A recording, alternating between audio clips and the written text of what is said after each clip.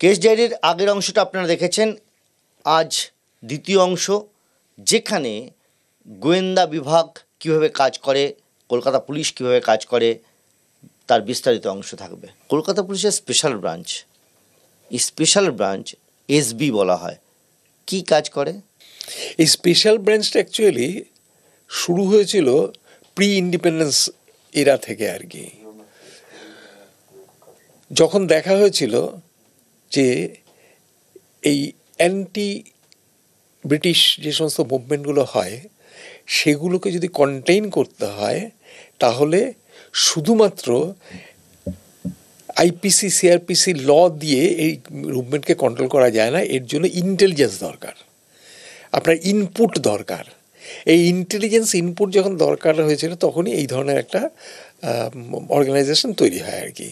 তখন তার মূল কাজ হয়তো ছিল শুধু ইন্টেলিজেন্স কালেক্ট করা, ইনফরমেশন কালেক্ট করা রিগার্ডিং দি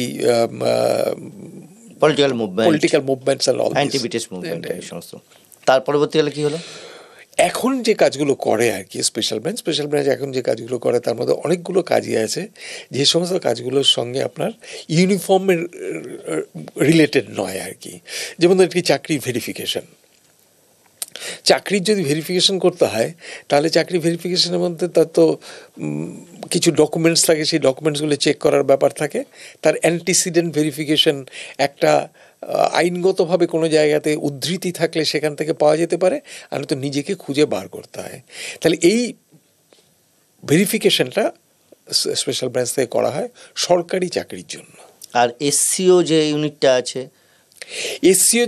আছে, সেই ইউনিটটা মূলত হচ্ছে সিকিউরিটি কন্ট্রোল অর্গানাইজেশন। এই সিকিউরিটি কন্ট্রোল অর্গানাইজেশনের কাজ হচ্ছে পাসপোর্টের এনকোয়ারি করা এবং ফরেনার্স এনকোয়ারি করা। ফরেনার্স এনকোয়ারি সেকশন ওদের একটা আছে। ফরেনার্স এনকোয়ারি সেকশনের মাধ্যমে ওনারা যেটা করেন সেটা হচ্ছে ফরেনার যারা এখানে আসেন তারা কী কাজে এসেছেন, তারা যে কাজের জন্য এসেছেন সেই কাজটাই করছেন কিনা, ঠিক সময় মতো দেশ ছেড়ে চলে যাচ্ছে কিনা, এবং সেক্ষেত্রে যদি কোনো কেস হয় ওখানে একজন কিন্তু আপনার এসসিওতে একজন আলাদা করে একজন অফিসার আছে যিনি পূর্ব ভারতের অংশটাকে ওনারা দেখেন আর কি। তা এখানে আমাদের যে কাজটা আছে সেখানে আমাদের ডিসি আছে, অন্যান্য লোক যারা আছে তারা মূলত কাজ করে পাসপোর্ট এনকোয়ারি যে কাজটা আছে সেটা করে, এবং এই পাসপোর্ট এনকোয়ারি রিলেটেড যদি কোনো কেস হয় সেই কেসের তদন্তগুলো ওরা করে। ফরেনার্স অ্যাক্টে যদি কোনো কেস হয় এবং ফরেনার রিলেটেড যদি কিছু কেস হয়, এখানে যেটা হয় সেটা হচ্ছে এফআরআরও ওখানে একজন আছে, যে কথাটা বলছেন এফআরআরও কিন্তু বিভিন্ন কান্ট্রির জন্য উনি এখানে গভর্নমেন্ট অফ ইন্ডিয়ার যে এক্সটার্নাল মিনিস্ট্রি আছে তার লোক হিসেবে উনি এখানে কাজ করেন আর কি। একইভাবে কলকাতা পুলিশেরও কিন্তু এসবির যিনি ডিসি থাকেন উনি for Pakistani nationals, for Pakistanis ওনারা এখানে এফআরআর কাজ করে। অর্থাৎ পাকিস্তান থেকে কেউ যদি আসে তার ভিসা ঠিক আছে কিনা, কোথায় সে থাকছে এবং ঠিক সময়ে সে দেশ ছেড়ে সে যাচ্ছে কিনা, সেই জিনিসগুলোকে তারা পর্যালোচনা করে। এছাড়া যেমন ধরুন ডোমিসাইল সার্টিফিকেটের দরকার হয় হচ্ছে কিডনি ট্রান্সপ্লান্টেশন হয়, নানা রকম সরকারি কাজে ডোমিসাইল সার্টিফিকেট দরকার হয়, তার একটা পুলিশ এনকোয়ারি করা হয়, সেটা এখান থেকে হয়। সিকিউরিটি অর্গানাইজেশন যেগুলো আজকাল অনেকগুলো হয়েছে প্রাইভেট সিকিউরিটি অর্গানাইজেশন, এই সিকিউরিটি অর্গানাইজেশনের ইন্টিগ্রিটি দেখার জন্য তার জন্য তাদের একটা দরকার থাকে। তো এই যে সমস্ত এনকোয়ারিগুলো সেগুলো সব হচ্ছে এখান থেকে তৈরি হয়। এসবির লোকেরা কি পলিটিক্যাল পার্সনদের উপর নজরদারি করে? পলিটিক্যাল পার্সনের উপর নজরদারি মানে হচ্ছে পলিটিক্যাল পার্সনের উপর নজরদারির কোনো দরকার নেই। মানে আমরা কখনো কাউকে নজরদারি করতে বলছেন না, আমরা কখনো কাউকে বললে কোন লোকটাকে নজর রাখতে। আমরা সাধারণত যেটা বলি সেটা হচ্ছে যে কোনো একটা মুভমেন্টের যদি ডাক এসে থাকে বা আপনি যদি কোনো মুভমেন্টের কথা শুনে থাকেন যে এখান থেকে কোনো একটা মুভমেন্ট হবে, একটা পলিটিক্যাল মুভমেন্ট হবে, যে মুভমেন্টের ইনফরমেশনটা আগে অবশ্যই পুলিশকে যারা ইউনিফর্ম লোক আছে তাদের দেওয়া উচিত, তাদের প্রস্তুতির জন্য দেওয়া উচিত, তাহলে সেই অংশটুকুকে নেবার জন্য ওনাকে আমরা ডিটেল করি। এই যে শহুরে নকশাল বলা হয় তাদের উপরে আপনার নজরদারি, তখন সেটা তো এসবিই দেখে নাকি? যারা শহুরে নকশাল শহুরে নকশাল মানে এটা recent it's a term of course, urban Naxalites. ব্যাপারটা শহুরে নয়, নকশাল বা ধরুন সিপিআই মাওয়িস্ট তা যখন করেছিল, পিডাব্লিউজি ছিল, এমসিসি ছিল, নকশালবাড়ি এদের উপর নজরদারি এসবি করে তো, কাদের ওপরে? এই শহরে যারা থাকে এদের সিম্প্যাথাইজার।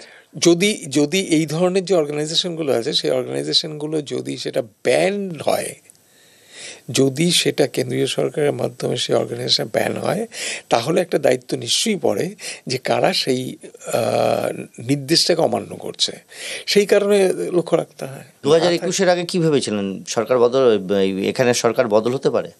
লাস্ট 2021 হ্যাঁ ইলেকশনে, হ্যাঁ, তার আগে, কারণ সেই সময় তো প্রচুর শাসক দলের লোকই তো ছেড়ে অন্য দলে যাচ্ছিল, বিভিন্ন টার্ময়েল হচ্ছিল।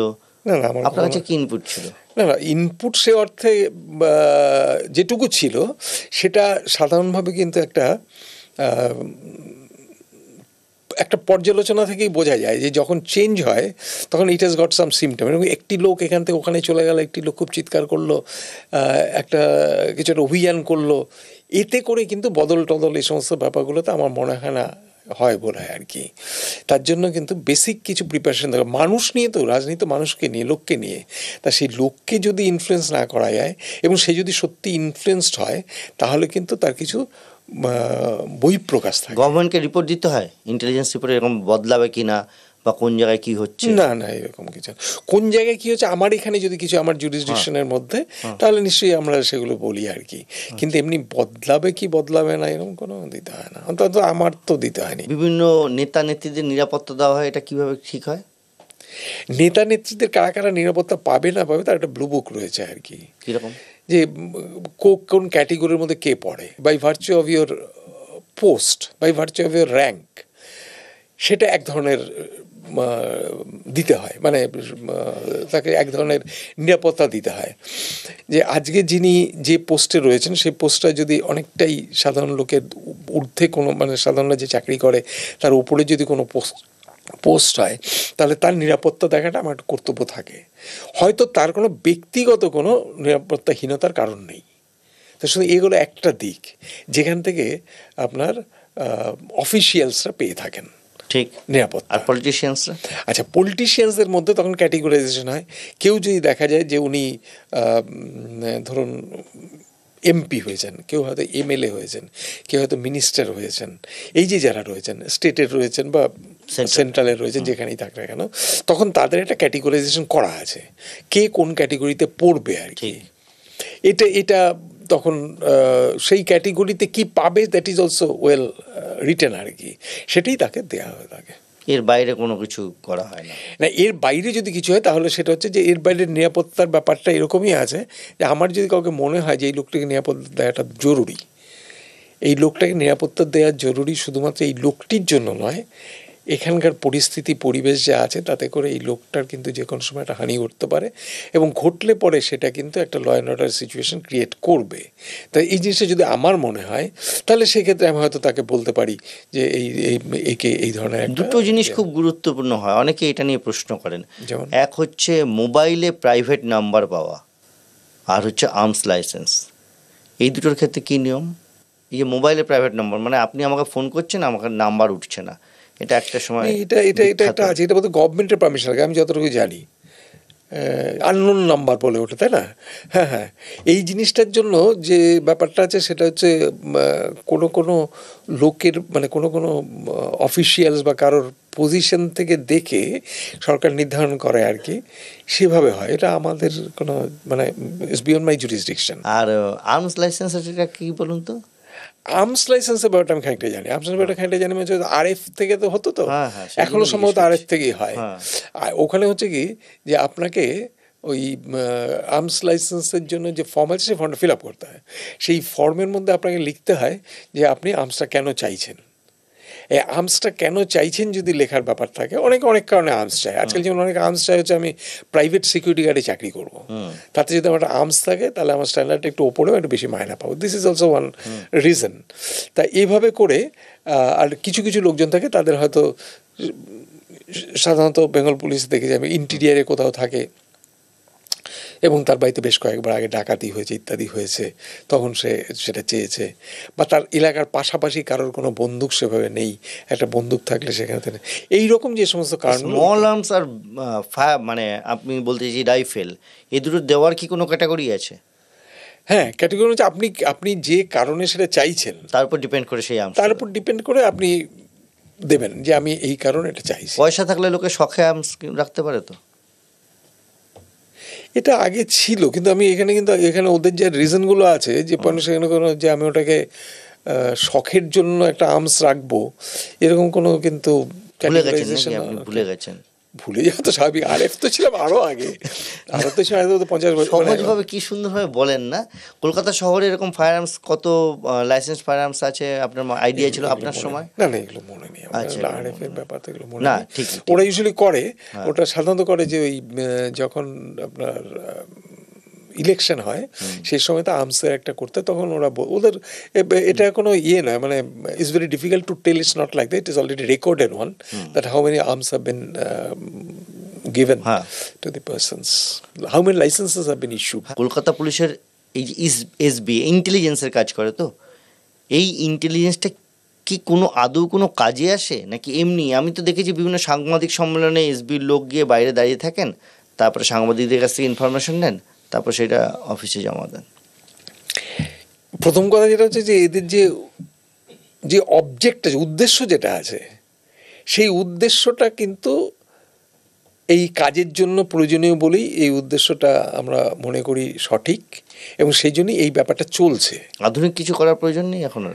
আচ্ছা, আধুনিক করার প্রয়োজন মানে ব্যাপারটা যেটা আছে সেটা হচ্ছে যে আজকাল যারা এসছেন তারা তো আধুনিকতার কথা ভাবেনি, সারা পৃথিবী জুড়েই আধুনিকতার একটা ব্যাপার চলছে আর কি। তা সেই আধুনিকতার ব্যাপারটা তো কোনো একটা জায়গা থেকে নিশ্চয়ই ভাবা হচ্ছে এবং কিছু তো হয়নি। ক্যামেরা কি ব্যবহার করেন? না, আমার তো এগুলো জানা নেই, এখন কিচ্ছু নেই এখন। সেই মানধাতার আমলে নোটবুক নিয়ে গিয়ে নোট নেওয়া। এটা যদি বলেন তাহলে আমি বলবো যে ইন্ডিভিজুয়ালের যে আপনার রোল, সেই রোলটাকে কিন্তু অস্বীকার করা ঠিক নয়। আপনি একটা যেটা বললেন সেই বলাটাকে আমি একটা টেপ বন্দি করলাম বা ক্যামেরাতে বন্দি করলাম, আর আপনার সামনে দাঁড়িয়ে আপনার কথাটা শুনলাম, লট অফ ডিফারেন্সেস। না ঠিক, কিন্তু আমি বললাম এমন কোনো একটা দুরূহ অবস্থা রয়েছে যেখানে আমার ছবিটা বাধ্যতামূলক, ছবি তোলা জরুরি। এমন দুটো লোক মিটিং করছে, এমন দুটো লোক রাস্তা দিয়ে হেঁটে যাচ্ছে পাশাপাশি, তারা মিট করেছে বোঝা যাচ্ছে, সেই ছবিটা আমি তুলবো কীভাবে? এসবিতে কিন্তু কখনোই ওরা কেস করে না। না, কেস না করুক, কেস করে না, ওকে কোনো জায়গায় কিছু প্রডিউস করতে হয় না, ঠিক এভিডেন্স হিসেবে কোথাও কিছু প্রডিউস করতে হয় না। তা সুতরাং ওর একটা ছবি যদি না তুলতে পেরে থাকে বা ছবিটা যদি খুব স্পষ্ট না হয়ে থাকে, তাতে করে এটা ওর পক্ষে কোনো অসুবিধার কোনো কারণ নেই। মুখের কথাতে বিশ্বাস করতে হবে। না, মুখের কথাতে বিশ্বাস করতে হবে মানে হচ্ছে আনুষঙ্গিক আরও কিছু ব্যাপার রয়েছে, সেগুলোর সঙ্গে জাজ করাটা যিনি ওনার অফিসে থাকবেন উনি দেখবেন সেটাকে। আর এই যে আধুনিকতার যে ব্যাপারটা, এটা চলতেই থাকে, এটা সাহেবরা করেন। মানে আপনাদের যে আর্কাইভ রয়েছে এসবির, এমন কোনো ডকুমেন্ট জীবনে হাতে পড়েছে যা দেখে চমকে উঠেছেন? এসবি আইবি মিলিয়ে সব মিলিয়ে আর কি, এমন কোনো ডকুমেন্ট যা দেখেছেন আর্কাইভে? যা এসবির আর্কাইভসের মধ্যে আমরা একটা পোর্শন চলে গেলে পরেই আমরা ওগুলোকে ক্যালকাটা মিউজিয়াম, পুলিশ মিউজিয়ামে পাঠিয়ে দিই, কিছুটা আর্কাইভে পাঠিয়ে, কিছু আমাদের ওখানে রাখা আছে। তা নেতাজির ফাইলগুলো যখন ওপেন হলো আর কি, ওগুলোকে যখন বার করা হলো, তখন সেই সমস্ত জায়গাতে আমরা বেশ কিছু ওয়াচার কনস্টেবলের রিপোর্ট আমরা দেখেছি আর কি। এত সুন্দরভাবে তাদের হস্তাক্ষর, এত সুন্দর, এত ভালো করে লেখে ওরা আর কি, এবং সেগুলোকে ইংরেজি তর্জমা করে যারা ওদের অফিসার থাকে তাদেরকে শোনানো হয় আর কি। তা সেই জিনিসগুলো দেখে কিন্তু তাদের কভারেজগুলো বোঝা যায়। তাতে করে আমরা দেখতাম যে নেতাজির বাড়িতে কোনো ডাক ঢুকছে, মানে এলগিন রোডের বাড়িতে একটা পোস্ট ঢুকছে, সে পোস্টাল লোকটা ঢুকলো, কটার সময় ঢুকলো, কী ধরনের প্যাকেট নিয়ে ঢুকলো, সে প্যাকেটটা কতটা বড়, তারপরে সে যখন ফিরে আসলো তখন তার হাতে কী ছিল, এইগুলোকে এত বিশদভাবে লেখা হতো সেই সময়তে ওয়াচ রিপোর্টে। ওগুলো আমাকে নিশ্চয়ই অ্যাট্রাক্ট করতো আর কি। কেস ডায়েরির যে অংশগুলো আপনারা দেখলেন তার বাইরে আরও অনেক কিছু রয়েছে, বিস্তারিত দেখবেন ইউটিউবে।